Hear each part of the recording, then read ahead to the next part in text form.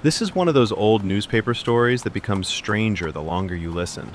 I found it fascinating, and I think you will too. So let us go back in time to the summer of 1816, when a woman's body was discovered in a ditch near the estate of a respected English magistrate. She carried money, a wedding ring, and a fatal wound to the skull. At first, authorities believed they knew exactly who she was: a missing daughter from Scotland, a woman searching for the husband who had abandoned her years earlier, and the wealthy magistrate she had finally tracked down. But then, the missing daughter returned home alive, which meant the woman buried in that grave was someone else entirely. And years later, a confession would reveal a far darker story. Before we begin, let me know in the comments, do you think this was simply a tragic coincidence, or one of the strangest mistaken identity murder cases ever printed in an old newspaper? The story began on the evening of July 3rd, 1816, in the town of Wakefield, England. A crowd gathered outside a courtroom. Inside, a coroner's inquest was underway. Earlier that day, a woman's body had been found in a ditch on the outskirts of town. The details disturbed nearly everyone who saw her. The woman appeared to be about 26 years old. Her clothing was plain, poorly made. Yet investigators noticed something unusual. Her hands were delicate, her teeth well cared for, her long auburn hair carefully maintained. This was not a woman accustomed to hard labor. She seemed respectable, even refined. On one finger, a marriage ring.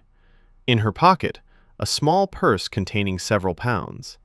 And behind her left ear, a devastating wound. Her skull had been broken so violently that the brain protruded. Who was she, and who had killed her? Then, a carriage arrived outside the courthouse. A man stepped out. "Well," someone reportedly said, "here's Squire Elam. Make room for him. He's a magistrate." Squire Elam was respected in the community, educated, well-connected, the kind of man people trusted. But as soon as he heard details about the dead woman, he made a strange statement. He told the coroner that he believed the murdered woman may have been someone who visited his estate the night before, a woman who had appeared at the gates of the Oaks, asking to see him personally. But according to the gatekeeper, Mrs. Hodkins, she looked like a tramp, and she was turned away. The next day, Mrs. Hodkins identified the body. Authorities searched for clues, but they found almost nothing. No witnesses, no clear trail, no explanation for where the woman had gone after leaving the estate. The coroner's jury eventually returned a verdict of willful murder against some person or persons unknown, and the woman was buried. For a time, that seemed to be the end of it, but about a month later, everything changed. A Scottish doctor named Dr. McEwen arrived in Wakefield. He had read about the murder in a London newspaper, and he feared something terrible. He believed the murdered woman was his daughter. According to Dr. McEwen, years earlier an Englishman had arrived in Scotland aboard a yacht. The man called himself Blakemore. He charmed Dr. McEwen's daughter, married her secretly, then vanished. Afterward, the abandoned woman suffered greatly. Her mental state deteriorated.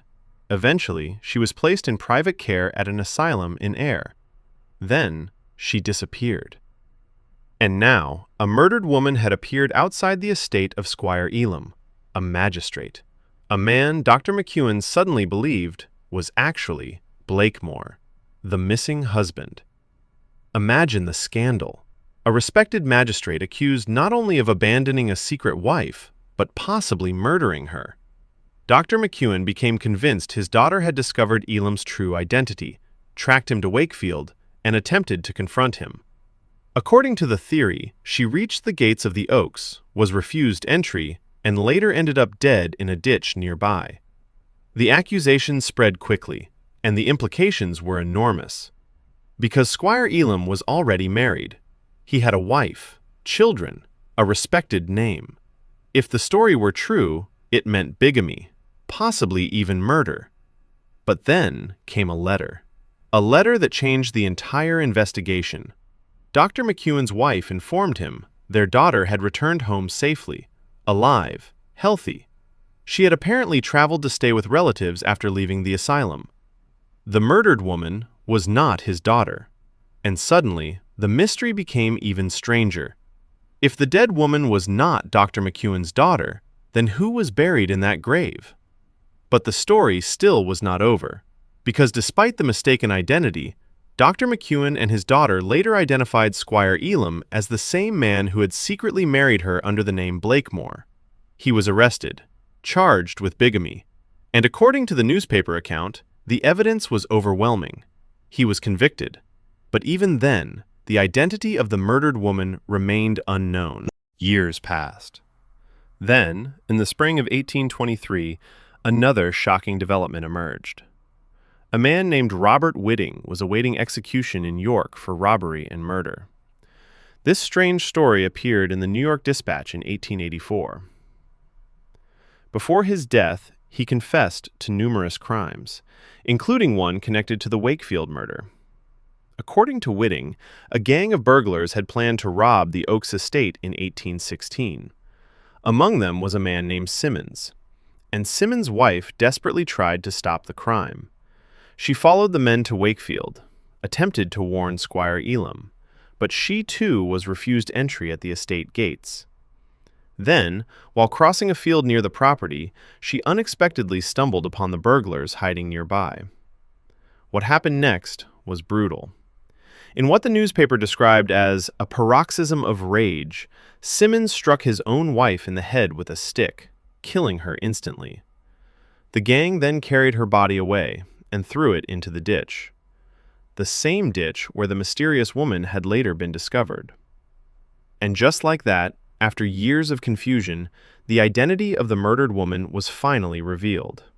Not a missing daughter, not a secret wife, but a woman murdered while trying to stop a crime. And yet, even with the confession, questions still linger. How much of this story was completely true? How much was shaped by rumor, sensational newspapers, or fading memories years later? Old newspaper stories often blurred the line between fact and dramatic storytelling. But whether every detail happened exactly as printed or not, this case clearly captivated readers in the 1800s.